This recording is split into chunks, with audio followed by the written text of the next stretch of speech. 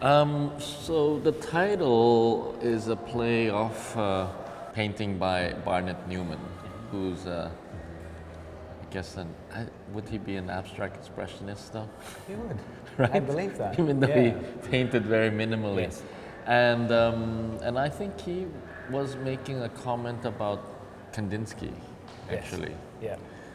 But anyway, I, was kind of ironically using that title in the context of my exhibition, which is actually about the division of different groups, of political groups in Thailand that have kind of taken on different kinds of color, like a color scheme in that sense. So the yellow color was used by, I guess they were like kind of, seems to be like everybody was kind of liberal, Right. but one being more kind of,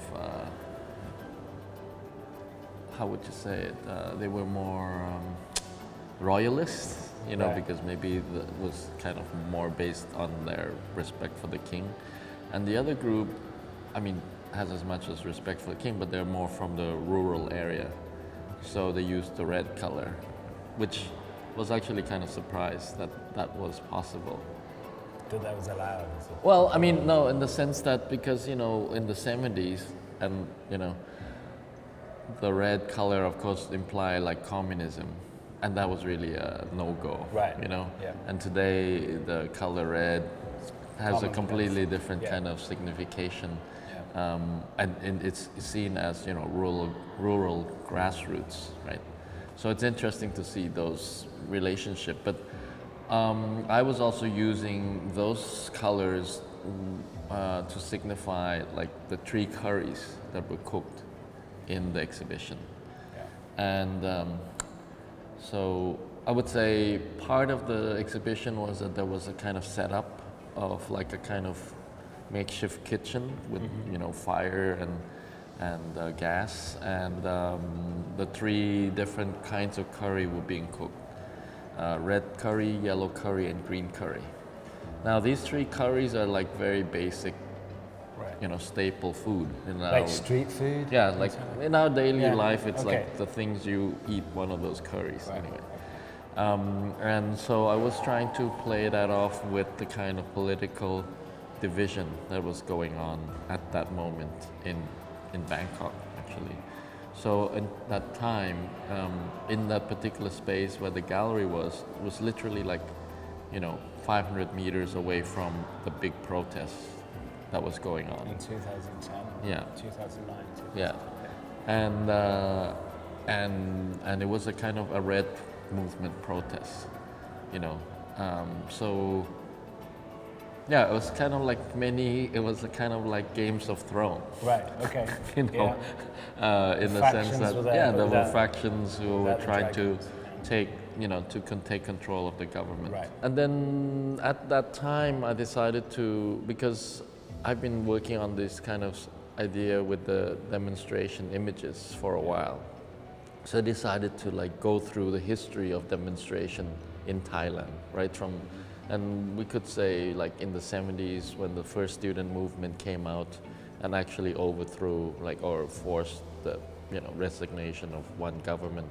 That was really like the first time, like in a way we manifest the real kind of people's politics, and so we start the imageries from that time period, which was like quite intense. There were very strong images that we remember coming out at the time, and they were all coming out from the newspaper, and then so all the images started in the 70s and went like through till at that present time, at that moment. So literally we were like getting a newspaper of the day and just drawing the picture from the newspaper. And so here in Washington, almost 10 years later, you've added images to kind of recognize that protest doesn't just happen in Bangkok. Clearly it's a global situation and concern now.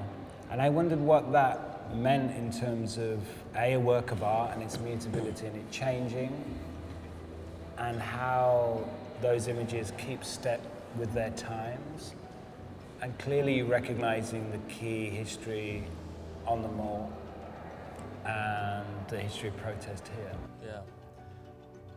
I mean, when I started to be interested in the idea of protests, and I would call them demonstrations, because I was interested in always the idea of people gathering together to, and the idea was that people come together to do something.